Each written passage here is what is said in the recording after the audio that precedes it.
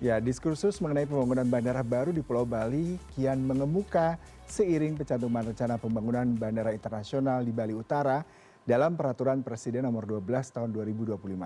Sebagai daerah penyumbang devisa terbesar dari sektor pariwisata, pemerintah mempercepat proses pembangunan sejumlah infrastruktur di Bali demi memaksimalkan potensi pariwisata di pulau yang dijuluki sebagai The Last Paradise tersebut. Dan untuk mengelaborasi hal ini telah hadir bersama kami di studio CNN Indonesia Bapak Erwanto Satardiatmoko, CEO PT Bibu Panji Sakti. Selamat pagi Pak Erwanto. Selamat pagi Mas Ya, ini baru kali ini Yuda. kayaknya narasumber CNN dengan baju adat dan menarik sekali mewakili Bali, betul Terima sekali. kasih, saya udah merasa sudah jadi orang Bali sekarang. Iya, gitu, ya. pas banget proyeknya juga di Bali Utara. Astungkara. Iya Pak, ini saya pertanyaan terkait dengan sejauh mana sih Pak proyek ini berjalan, mengingat sepertinya kita sudah mendengar dari 2015 ya Pak, mengenai rencana, wacana, dan apakah ini sudah berjalan seperti apa Pak progresnya? Eh, Kalau tadi saya melihat pembukanya Mas Yuda, bahwa ada Perpres nomor 12 2025, memang prosesnya panjang. Jadi Perpres ini juga tidak tiba-tiba muncul Perpres ini, prosesnya panjang. Jadi menurut kami ini konsistensi Presiden. Karena kalau saya boleh jujur cerita bahwa Perpres ini ditandatangani oleh Presiden, itu sudah membutuhkan hampir 1 tahun lah. Awalnya ketika tahun 2024, tanggal 13 Februari, kami PT Bibu Panji Sakti bersama 13 raja-raja Sebali, raja-raja Sebali, bersama Kelian Pura dan desa adat di Buleleng, diterima oleh calon presiden yaitu Bapak Prabowo saat itu. Dan beliau menyampaikan bahwa komitmennya untuk membangun Bandara Bali Utara. Nah, itu beliau konsisten itu Mas Yuda. Kemudian tanggal 3 November, setelah beliau menang jadi presiden, beliau state lagi di Bali bahwa saya akan bangun Bandara Bali Utara secanggih Singapura, secanggih Hong Kong. Kemudian tanggal 8 November kami bersama beliau tanda tangan MOU di KBRI tentang investasi untuk Bandara Bali Utara. Dan terus itu sampai akhirnya tanggal 10 Februari keluarlah Perpres yang tadi Mas sampaikan itu, 12 tahun 2025. Jadi Presiden konsisten sekali untuk memenuhi komitmen beliau untuk membangun Bandara Bali Utara. Nah sekarang tinggal apa? Tinggal waktunya beliau segera mengeksekusi untuk segera dibangun bandara ini. Mungkin bisa dikoreksi, saya ini tadi membaca sekitar ada 50 triliun atau sekitar setara dengan 3 miliar US dollar untuk investasinya. Nah sejauh ini seperti apa Pak? Investasi yang cukup besar mengingat bandara yang saya lihat dari skema daripada landscape yang sudah beredar mungkin di sosial media dan Pak Erwan juga sempat lampirkan ke saya itu cukup megah dan menarik. Dan itu pun masih anggaran awal ya, Mas Yuda, pasti akan bertambah. 3 miliar US dollar itulah dana awal. Yang kita tanda tangan di KBRI, Beijing, dengan partner kita dari Cina. Yang waktu itu tanggal 8 November kita tanda tangan. Jadi dana 3 miliar US dollar ini untuk membangun bandara. Kita tuh akan membangun 3 hal nanti Mas Yuda, jangan lupa. 1 airport, ini seluas 600 hektar. Kemudian kita ada yang kedua, kita bangun Aerocity. Aerocity ini melekat dengan bandara untuk mensupport kebutuhan bandara. Ada pergudangan, servis pesawat, macam-macam lah. Nah di darat, di tanah seluas 2.800 hektar, kita akan bangun Aerotropolis. Nah ini pasti butuh dana besar lagi. Dan di Perpres itu jelas-jelas disebutkan bahwa pembangunan Bandara Bali Utara, kemudian di bawahnya ada pembangunan jalan tol. Dari Denpasar, dari port to port, dari Denpasar, Ubud, Kintamani, Bandara Bali Utara, kemudian Singaraja. Jadi ini akan menjadi pekerjaan yang luar biasa memang, Mas Yuda. Ya, kalau kita bicara mengenai Bandara Bali Utara ini seperti jawaban daripada kepadatan Bandara Ngurah Rai yang saat ini sepertinya sudah over capacity ya Pak. Nah seperti apa nih Pak mirroringnya nanti ke depannya? Apakah memang akan menjadi suatu entitas berbeda? Ataukah nanti akan menjadi sebuah entitas baru dengan kebutuhan yang berbeda, kemudian juga market yang berbeda, dengan konsep yang berbeda, seperti apa nih Pak Erwanto, bisa ceritakan? Saling komplementer lah, antara utara sama selatan. Maka kita bikin juga bangun tol dari Ngurah Rai ke bandara kita. Karena apa? Kebutuhan di selatan sudah nggak cukup juga. Menurut studi 2027 sudah stuck. Kemarin beberapa kali kita lihat kalau sudah weekend atau misalnya ada musim libur, itu Ngurah Rai sudah padat sekali gitu. Nah maka studi dari manapun itu menyampaikan dibutuhkan bandara baru. That's why kita supporting. Ya, cuma nanti kita mungkin akan berbagi bahwa kita untuk flight yang long flight misalnya kita berbagi dengan selatan, makanya ada tol untuk perpindahan penumpang. Jadi saling komplementer lah dengan selatan. Karena memang sudah kebutuhannya tidak memungkinkan. Ketika sudah 30 juta penumpang, sementara turis terus datang, kita nggak boleh nunggu. 2028 itu sudah harus ada bandara baru untuk mendukung bandara selatan.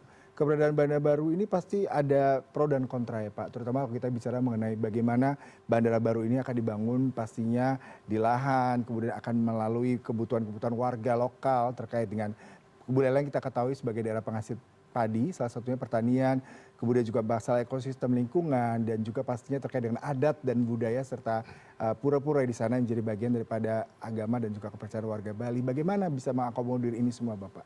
Wah, ini pertanyaannya dirapel jadi satu nih.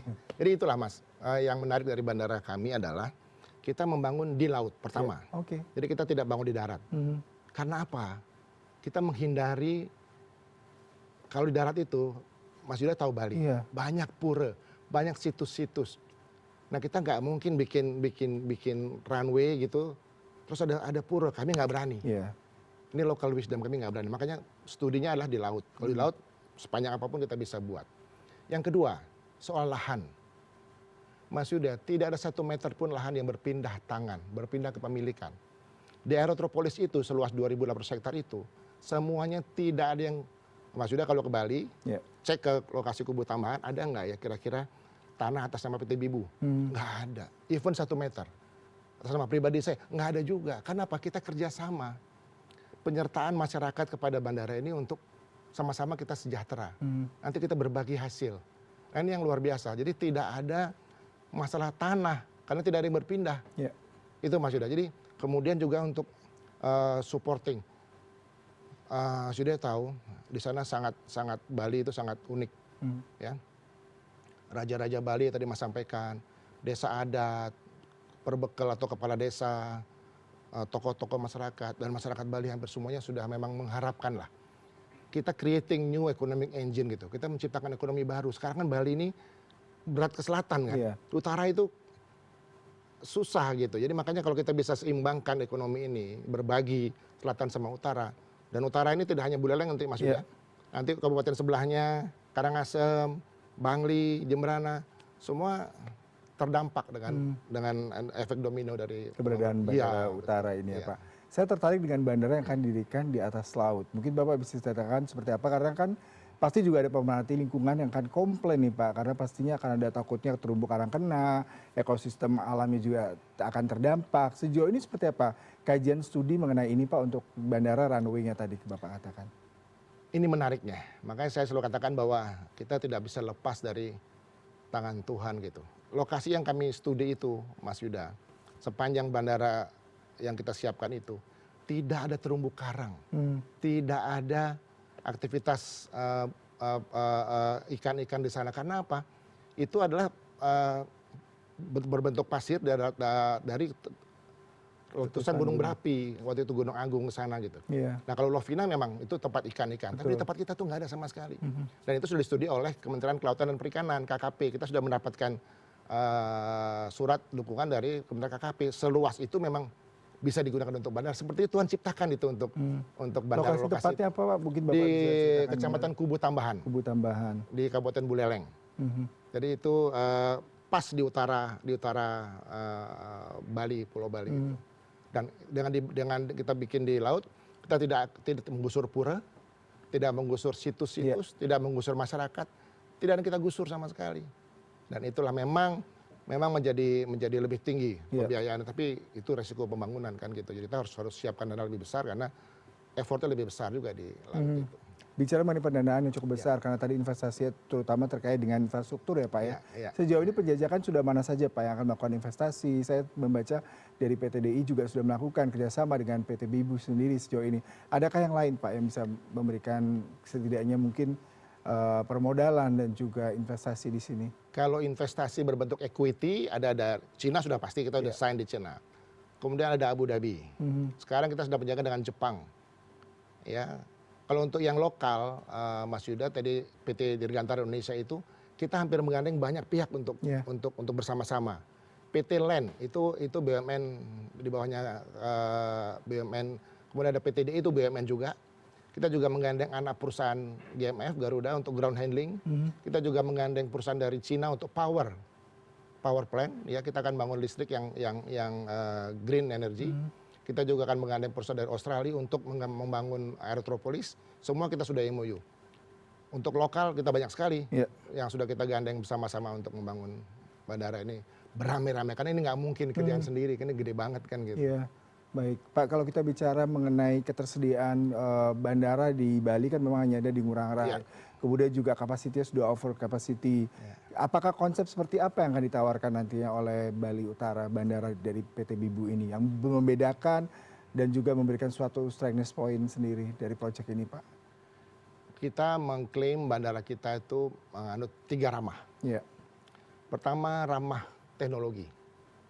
Jadi nanti semua hal yang berubah sama teknologi di bandara kita menjadi contoh sederhana, misalnya X-ray-nya akan ramah, kita tidak mesti buka ikat pinggang, semua bisa langsung karena teknologi yang tercanggih.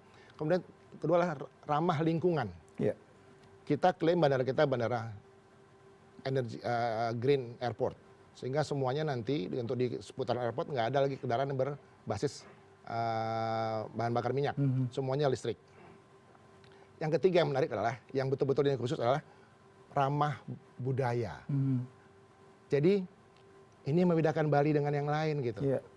Makanya kita katakan juga jargon kita, Mas Yuda, not just an airport, we are art port. Art, jadi sisi seni dan budaya. Iya. Kita jaga local wisdom, kita jaga ketika orang landing di Bali. Oh ini bedanya, terasa udah rasa Bali itu udah menjadi, iya Bali ya gitu. Nah karena ada art port di situ, itu membedakan dengan bandara lain mungkin di dunia ini gitu. Berarti kedepannya akan bekerjasama dengan warga lokal terkait dengan mungkin mereka bisa mensuplai bahan baku ataupun display produk-produk UMKM seperti itu, Pak. Itu pasti. Ketika landing nanti misalnya di benak kami, nanti di sebelah ujung sana ada tempat teman-teman yang sedang melukis, ngajarin penumpang melukis. Di sebelah sana ada yang main musik, di sebelah sini menggamel, sebelah sana. Jadi kita ada lukisan, betul-betul terasa bahwa inilah art port itu. Bahwa kita menyokong budaya Bali yang adiluhung ini gitu. Gitu Mas Ida. Betul, dengan konsep yang sangat integrated dari sisi tidak hanya bagaimana fasilitas infrastruktur yang sangat mumpuni dan terbaru, tapi juga lingkungan dan juga masyarakat. Nah, saya pertanyaan adalah sejauh ini targetnya kapan mulai dibangun dan selesainya kapan nih Pak? Karena pasti sudah ditunggu-tunggu nih buat warga Indonesia, terutama yang suka berkunjung ke Bali, Pak. Iya, itu pertanyaan yang kelihatannya gampang, tapi memang kami, kalau saya maunya kemarin selesai gitu. Tapi targetnya 2028 ini harus selesai 1 runway. Karena apa? Itu tadi mendukung Bandara Selatan yang sudah mulai penuh. 2027 Selatan itu sudah penuh sekali menurut studi. Makanya kita mentarget 2028 selesai. Kita kan mendesain 3 runway. 3 runway. Runway 1, runway 2, dan yang paling menarik lah ada runway ketiga. Runway 3 ini apa? Runway yang dilandasi untuk seaplane, pesawat yang landing di laut. Ini yang ada pertama di Indonesia mungkin. Saya nggak berani klaim di dunia, tapi ini pertama kali ada pesawat yang landing. Kenapa kita kerjasama dengan PT DI? Kebetulan PT Dirgantara Indonesia itu sedang merancang sebuah pesawat amfibi yang landing di laut, N219. Saya bilang pas banget kita punya runway untuk laut. Jadi untuk ngambil hasil-hasil laut di timur, kita sampai di tempat kita langsung ekspor. Sehingga produk-produk laut kita masih fresh, bisa kita ekspor. Jadi targetnya itu Mas, mudah-mudahan bisa di 2028 lah kita bisa operasional gitu. Ya, kalau 2028 sudah mulai beroperasi, kendala apa nih yang masih dihadapi sehingga agak sedikit lama ini Pak untuk proyek ini berjalan? Iya, kita tinggal menunggu groundbreaking sebenarnya. Semua sudah siap ya, pendanaan siap, teknisi siap, semuanya siap.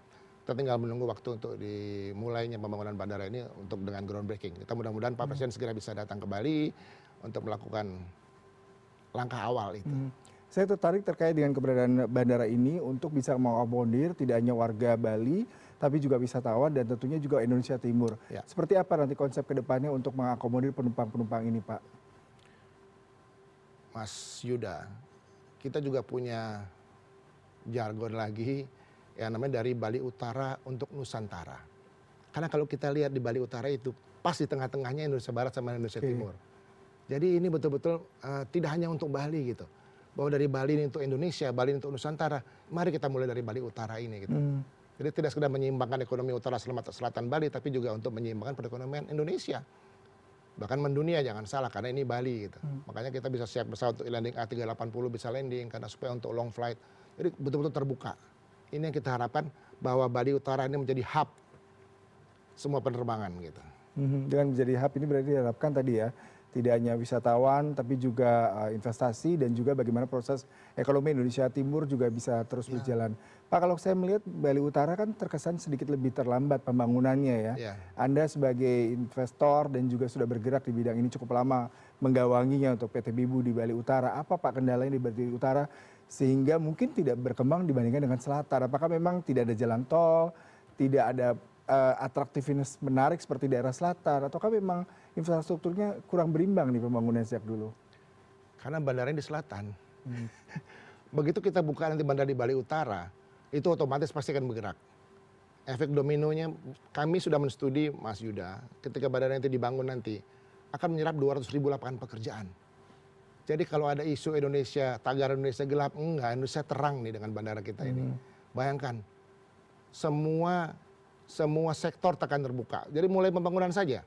Jangan yang serius, yang resmi, yang non itu sudah terbuka, buka warung, buka macam-macam. Itu bergerak semua kan ekonomi kan. Nah itu akan membuat menjadi balance lah antara selatan sama utara. Dan nggak usah khawatir.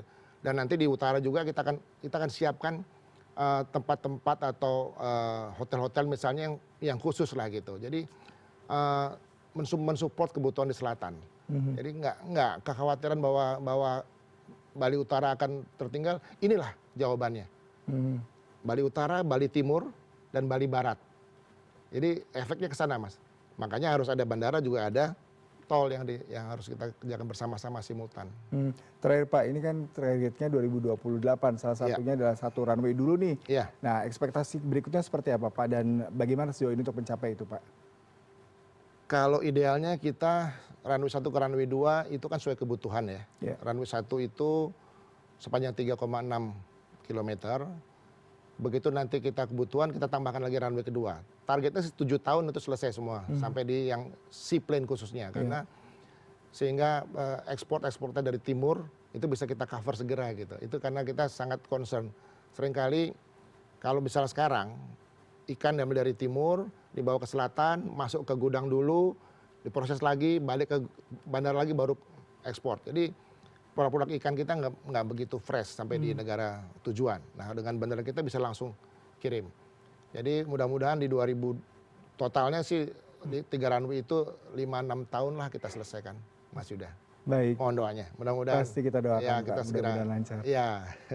Kan tadi ya sangat memberikan impact terhadap ekonomi, kemudian pariwisata dan juga lokal community di sana, sehingga kawasan Bali Utara juga bisa memiliki kesamaan pertumbuhan ekonomi layaknya di selatan, dan juga bisa mengintegrasikan Indonesia Timur, karena tadi tidak cuma sekedar untuk Pulau Bali, tapi juga Bali buat Nusantara dari bandara dari Bali Utara untuk Nusantara. Baik, terima kasih Pak Erwanto buat waktu perbincangannya. Salam sehat selalu Pak. Tersuksema. Si Indonesia Bisnis akan kembali dengan informasi menarik lainnya. Tetaplah bersama kami. Pak, terima kasih.